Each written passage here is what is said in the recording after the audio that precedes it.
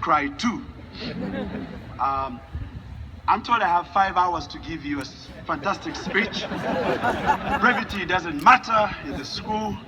You can speak as much as you want, and it's your fault because you invited an African boy to speak to you. It's your fault, Oglethorpe.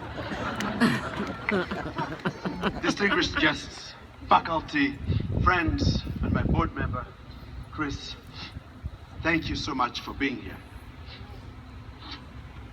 What's the difference between an accomplished person and an exceptional person?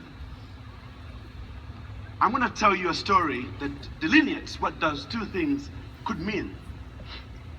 In 1979, my parents and I had an incredible experience.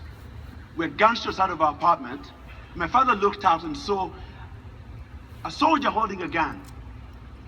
And in Swahili, which is an amalgam of Bantu languages and Arabic, this man said the following: "Get out of your apartments right now, get out." My father and I, my parents, walked out of the apartment, and we were hurried up to this little roundabout station. When we got there, we realized something horrible had just happened. They had gathered all our village mates, and with a bullhorn, he had the audacity to say the following words: "Last night, 2 of my soldiers were killed, and I'm here to find out who did it. We're going to have a firing squad until you tell us what happened."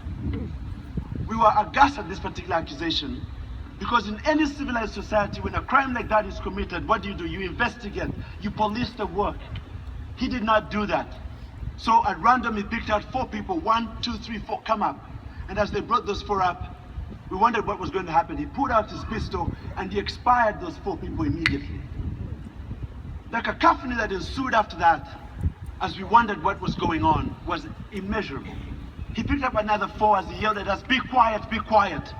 And as he brought up the other 4, pointing at neighbors, 1, 2, 3, 4, neighbors started to point at each other saying, "He picked you," because they knew what was going to happen. Can you imagine your neighbor picking you out, saying you had committed a crime, knowing very well you're going to be expired? Nevertheless, they brought those 4 up.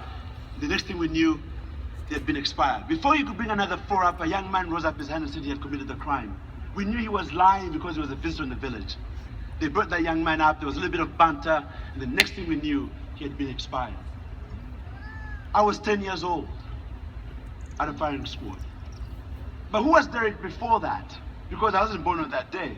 Well, my parents were both teachers. We came out of independence from the British, very, very hopeful about Uganda. Uganda is a little beautiful country in East Africa where they grow handsome men like me. And so my parents as teachers realized very quickly they don't get paid very well, so they chose to become entrepreneurs. My mother taught herself how to make gowns, wedding gowns. She became a wedding gown seamstress, and I joke all the time that she didn't have mannequins for little flower girl dresses. So guess who the mannequin was? Me, which is why I dress better than all of you. You should see my fashion style, it's unbelievable. And I couldn't do it with this gown. I wish we could change the gowns. This is horrible. There's some color in these gowns. But anyway, she went on to do very well, and my dad became a soap maker. He became a fantastic soap maker, and they did fantastically well. I went to private school, I had a British teacher, and all that good stuff, and then the war began. Idi Amin became the president. He never had an education, 3rd grade education. And most of you have watched him in The Last King of Scotland know Idi Amin. He killed our people and he killed a nation. And so I left to become a refugee in Kenya, where I grew up. If you've never been to Kenya, it's the land of Mufasa, you should go. I was raised there by an American woman from Pittsburgh, Marge Campbell. If you've never seen women from Pittsburgh or met one, you should meet them. They're crazy. The first time I met Marge, she gave me a cup of tea. She said, "Would you care for a cup of tea, Derek?" I said, "Absolutely." Because you know the British, what do? We drink tea. So she gives me the cup of tea, I take a little sip, and it was cold. She forgot to cook the tea, I thought. So I gave it back to her. She said, "What's wrong?" I said, "I think you forgot to cook the tea." She said, "Young man, that is American iced tea." By the way, why do American women do that? That is crazy. So the next thing she gave me was cookies, We don't eat cookies. Those of us who are British colonized, we eat what? Biscuits. Biscuits. Do you know what Americans do to biscuits? They give them to their dogs, I found out. Because Americans are contrarian like that. You're always what is that? When we play soccer, you guys play what? Football. Don't do that. When we play cricket, what do you guys play? Baseball. Baseball. Why are you contrarian like that? Oh my goodness. But anyway, I then loved Marge, and Marge told me a little bit about Americans, and I fell in love with Americans, and I came to the US to go to school.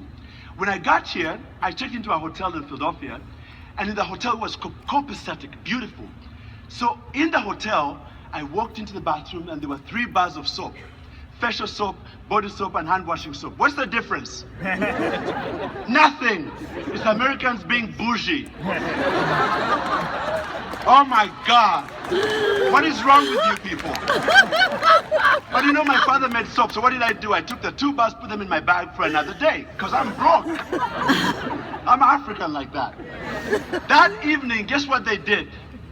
They brought more soap. I'm African. I took the bars, stole those, put them in my bag. For 3 days, I was stealing soap. How many of you have stolen soap from hotels? Ah, a bunch of thieves, not a bunch of educated people. These are a bunch of thieves. So for 3 days, I'm stealing soap. I take the little bars. I realize, you know what? They're going to charge me for it. So I take the little bars downstairs to the concierge. He was an African American. I'd never met African Americans before. If you've never met African Americans, you should meet them. They're crazy. The only African American I knew was Eddie Murphy through the movie Coming to America. Now that's the boy right there. I was dying to say, yo, what's up, man? So I walk up to him and I say, what's up, young man? He said, what's up, young man? I say, I have a secret. He says, what? I said, I've been stealing your soap. What? From housekeeping? I said, no, you keep on bringing me soap and I can't afford it. Take it back to housekeeping. Tell them not to charge me for it. He burst out laughing. He said, are you African? Are you Nigerian? Because we are all Nigerians. The one that sent you that email that says, my father just died and left me with $1 billion. Give me your social security number.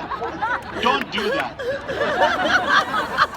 So I went on and we laughed about it. He said, no, you can take the soap. It's part of the bill. But actually, every American steals soap too, so you're good, brother. So as I walked away, in conclusion, a thought occurred to me. What about the partially used bar of soap? What happens to that? I went back to him, he says, we throw those away. What? We throw those away. American hotels throw away 800 million bars of soap every year. That is 2.6 million bars of soap every single day. So I went back to my room and I started to think about recycling soap, because in juxtaposition, we lose 2 million kids every year to diarrheal diseases globally. And I was one of those children that saw mothers needing soap because they were giving birth to a child and the midwives did not have soap or gloves to deliver the child. And they would go into the womb of this woman, deliver the child, and the mother would die in 2 weeks because of childbed fever. And here we were throwing away soap. What makes you an accomplished human being is you observe that particular thing in your life and you walk away from it and just go about doing regular things because you're a regular person and you just accomplish tasks.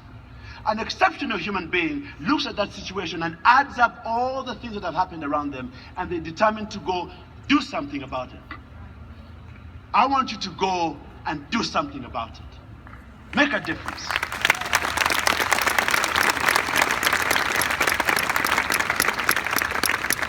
Three things I leave you with. Number one, Oglethorpe graduates, develop a motto for yourself. Mine is self, service, education, leadership, and having faith in my journey. Have faith in your journey. You don't have to know where you're going, but you have to believe in where you're going. Determine that. Number two, remember, purpose-driven lives are important, but purpose without passion is like having a Bentley with no fuel.